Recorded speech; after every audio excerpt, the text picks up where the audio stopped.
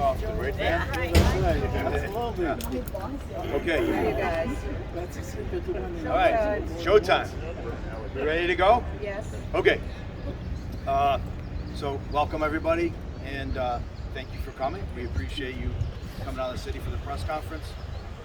So a couple things. So first and foremost, today, just to announce what we're doing here today, unfortunately writes a new chapter, and the partisan gerrymandering story that has been unfortunately played out in county government has been being told since 2011.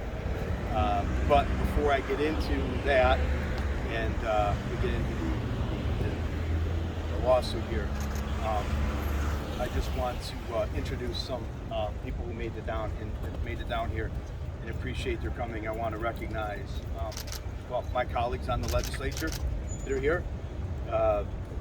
Dr. Chase, Legislator Helen, Legislator Kuhn, and Irvin is unable to be here today. She's here in spirit, as is Legislator Kinney. Also want to recognize Karen Doctor, DeWitt Town Councilor, Max Ruckteschel. We'll get into that in a minute. Obviously, Common Council President Helen Hudson, redistricting hero, and Dustin Zarni, Board Elections Commissioner. But I also want to thank the League of Women Voters. These are groups that are here, that have been on this with us, who have been here standing up for voting rights and against gerrymandering, partisan gerrymandering. The League of Women Voters, I need to wear with their vote shirt on. Fair Map CNY, Common Cause, CNY Solidarity, Onondaga County Democratic Committee, the NAACP, our friends in labor, SCIU has been with us, CSEA, special guest Dan Vidala, President of Local 834, special guest Vice President of the Children and Family Services Unit, Sarah Fuller, and of course our friends in labor from the CWA. So what we're doing, so I just want to say, so this morning, myself, Legislators Irvin, Legislators Kinney, Legislator Dr. Chase, Legislator Kuhn, Legislator Garland, Common Council President Helen Hudson, Town of DeWitt Councilor Max Ruckteschel, Council at Large Michael Green, Town of Geddes Councilwoman Marcia Ferguson, Village of Fayetteville Trustee Mark Matt, Salina resident Chris Shepard, and Election Commissioner Dustin Zarni, acting in our capacity as concerned citizens and voters of Onondaga County, will enter a formal complaint in New York State Supreme Court and claim that local law D, passed with a 9-8 majority on December 21st, 21, further signed into law by the county executive on December 29th, 2021, is illegal. These maps, 1, violate the Onondaga County Charter Code Section 207. They violate Article 3 of the New York State Constitution, and they also violate the New York State law and redistricting guidelines set forth in Municipal Home Rule Law Sections 10 and Sections 34. That is the basis of our claim, and that's what we were going to prove in court. So, before I turn it over and talk about process, a couple other things, I just want to make a comment, right? So, we wouldn't, it's unfortunate that we're here today. We would not have to be here today if my fellow colleagues joined and supported an independent redistricting commission. And I wouldn't have tried to advance the charter change, introduce a local law for an independent redistricting commission had my colleagues not voted on a 5-12 party line vote, setting forth an advisory committee, a non-partisan, non-elected advisory committee to the Reapportionment Commission. That was on March 5th, 2019. Never ever was there any good faith effort to adjust the process. Never ever was a good faith effort to make better or do differently what we did in 2011. And remember in 2011, which was so well documented and for standard, we went to a bad process and a bad reapportionment commission that gave us vultures, crustaceans, eagles taking flight, brass knuckles, and peninsulas. We could have learned, we should have learned, we could have done better. We did neither. Fast forward 2021 with a rushed process. Hence, we are here today. And we're here and only here because the state statute that was signed into law has been violated. If the state statute has been violated, so has the New York State Constitution, as well as Charter Code 207. So with that said, I first want to turn it over to my colleague, my friend, we've been working together on redistricting in the city of Syracuse. Fortunately for the citizens in the city of Syracuse, they were able to get a fair shake, and there is an independent redistricting commission that will very good. They certainly don't look like ours. So without further ado, I want to bring up my friend, Helen Hudson. Thank you. Thank you, Chris. I just want to say today that the county legislators drawing up the map is totally disingenuous, okay? Because when you talk about political partisan, that's exactly what it is. Because when you look at the districts and the way they shape them out, specifically 16, the way they gerrymandered that district, it broke up the voting block for the black people. So I think that for me, if you're going to be a leader, then stand up and be a leader. Don't just do things to try to hold on to power. And for me, it's a power play for the county mayor. It's not about the people they're serving. It's not about the people within the community. So I'm just going to call for them to basically do a nonpartisan, independent redistricting commission so that the voters can have a voice, so that elected officials are not choosing their voters. The voters are choosing their electeds. So I'm just going to call out again to stop the party politics, to just be fair, be transparent, and give all citizens in Onondaga County the right to choose who they put in the seat. Thank you. Hi, I'm Justin Zarni. I'm Onondaga County. Yeah, please. Horrible. Why do I always have to follow Helen? It's very hard.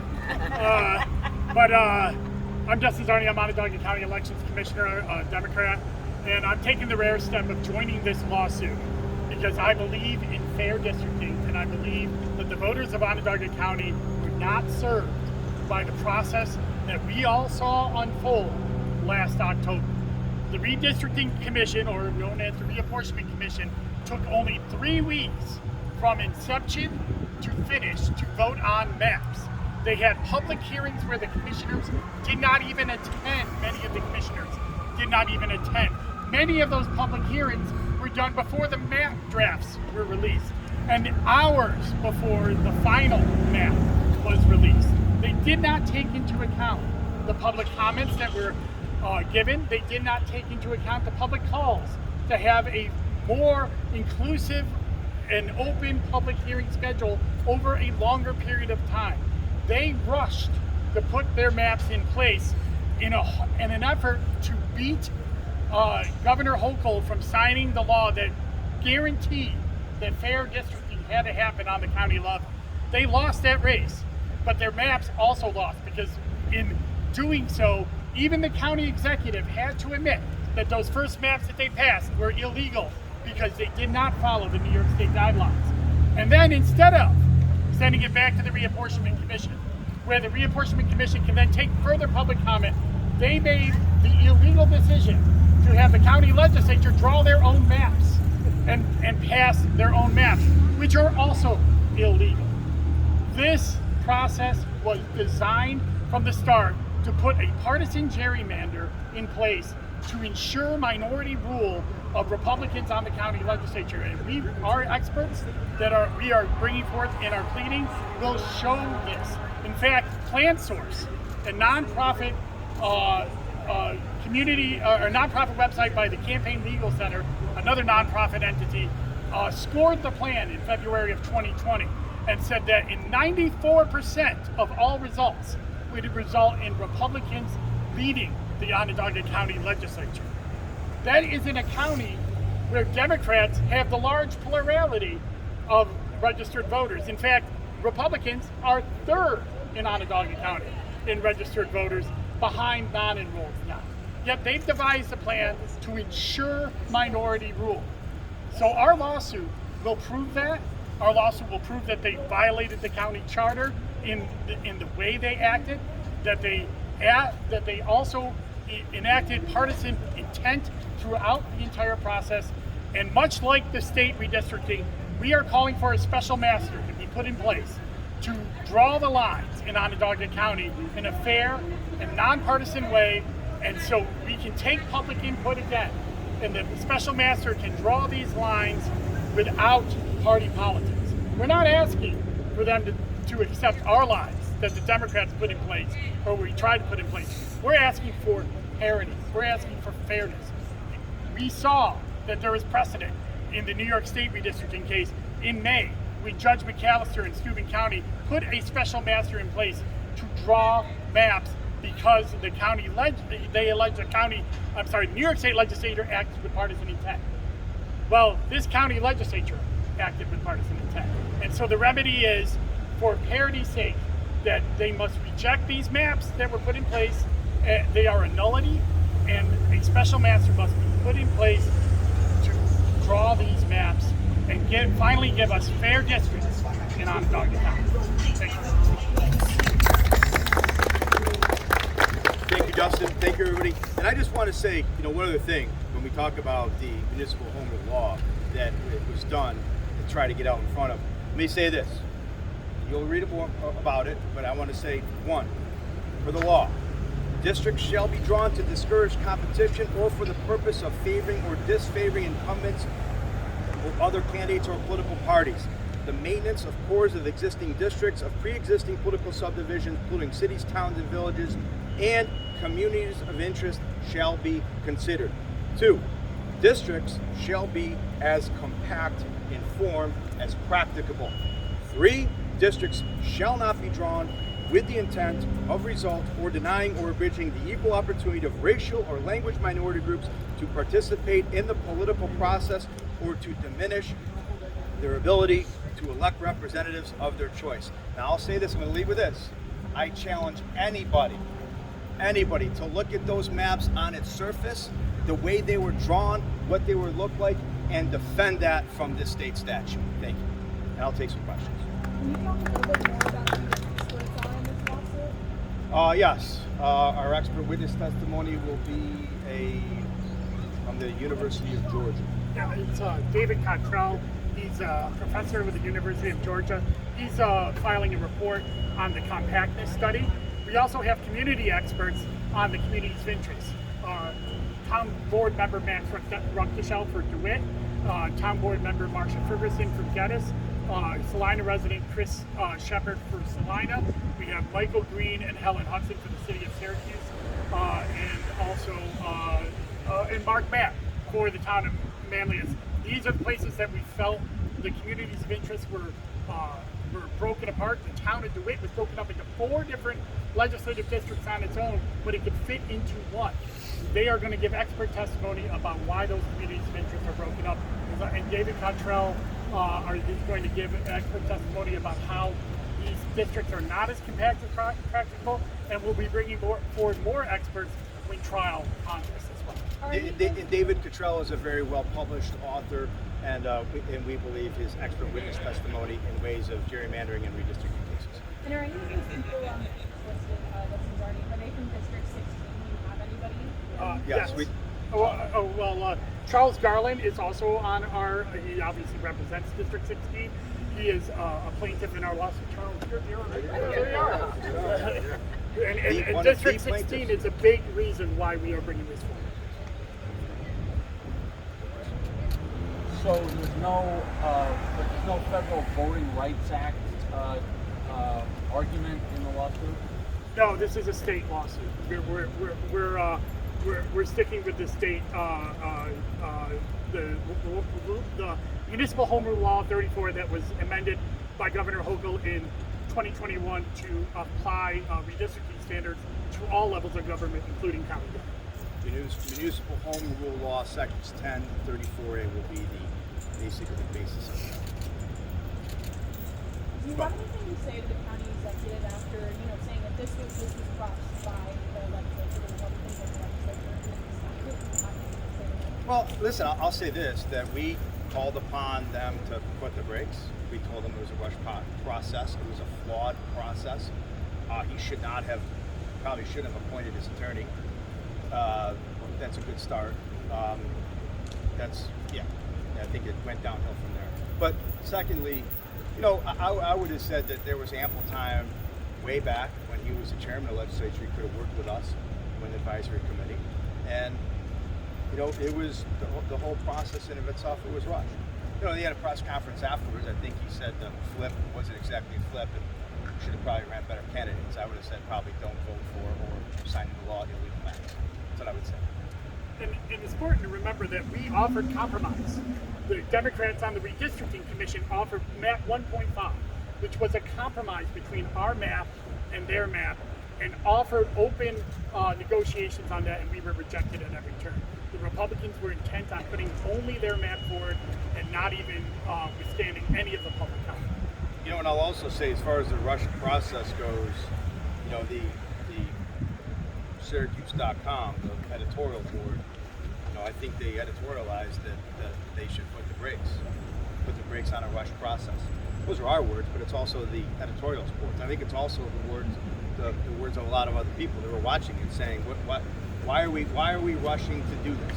Right? There's more time. We have more time. We have time from when we have the census data. Make the district fair and equitable. Why are you having, it's like going across the street and having a meeting on 81 with nothing to say. You don't have maps, you don't have census data, but yet you're going to hold a public hearing? I think that's really disingenuous, and I think it's pretty disrespectful for the citizens of Onondaga County who came out to a public hearing that wanted to hear about what the Reapportionment Commission had to say and how they were going to redraw the lines, but they don't have census data and they don't have maps. That's all. I mean, every issue, every instance that we have points to the Reapportionment Commission as flawed, deeply flawed. I'd like to say something about the county executive, if I may. The problem with the county executive is he's shown over and over again he doesn't believe in transparency. He doesn't like to listen to the public. I mean, so he didn't listen to the public on the maps, didn't listen to the public on the aquarium. He just doesn't like to listen to the public. He's got his own agenda. So that's the problem with the county executive. And what is your name, sir? Bill Kinney. Legislator Bill Kinney. Legislator William Kinney, District 15. I'm on my way to do a job, so. He's a working man. He's a working man. Okay. Any other questions? Justin, hard to predict how fast the court will act, but what is the deadline by which the act is being Yeah, so petitioning for Onondaga County Legislature won't start until March 1st of 2023. That was our original arguments back in October of 2021, that we had 18 months to get this done. Why are we trying to get it done in 3 weeks? So the courts will have until then to act. We don't know, you know, we'll ask for a trial date, we'll ask for expedited process, but there is no emergency right now, so the court may not give us a trial date for 30, 40 days, and that's fine. We'll be preparing our case and working right up until that time. You know, also, I know that there was also something, I think on 570, I think maybe Chairman Rowley was on there. I might add, the votes was, ours was a bipartisan vote. The two Republicans joined us and a vote against the illegal maps, important to point out. But, you know, I think that the timing of the time, there's been a couple of questions, so I'll answer it about the timing and such, but, you know, it's taken us some time. It's taken us some time to get David Cottrell. We've analyzed the data. We've analyzed the statistical data. We've done our homework on the Municipal Home Rule Law. So, yeah, and also, you know, fundraising too. So, that's the part of it. So it's taken some time. You know what? It's very important to us. I don't take this lightly. I don't stand here and say that we're going to put in a lawsuit in New York State Supreme Court that our colleagues on the legislature are guilty of an illegal law. That's not something that falls lightly on us. We take that very, very seriously. So I always said from the beginning, are we on good legal ground? Are we on standing ground? Good legal ground? Or are we on legal standing? And as we got through it, and as we began more and more preparation, it became very clear that, yeah, these maps are completely flawed by New York State statute, or state rules. And if I could jump in on that as well, you know, the only precedent right now is the Harkenrider decision that happened in May. One of the reasons why we were watching this very closely is this new law, this Municipal Home Rule Law, which demands parity and fairness under other legal challenges for the state process. And the precedent there said that when a body acted with partisan intent and drew gerrymandered maps, a special master would be put in place. And that's what we're asking for as well. Fairness, equity, communities of interest, compactness. It didn't happen. Anything else? Okay, thank you, everybody.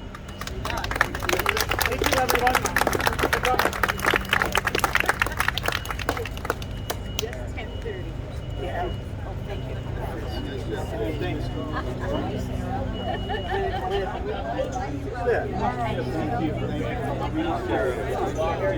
You're going to help me get down the step.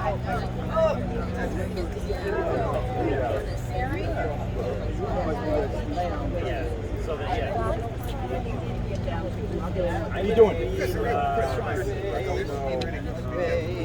don't know exactly. Yep. I think they've got a couple.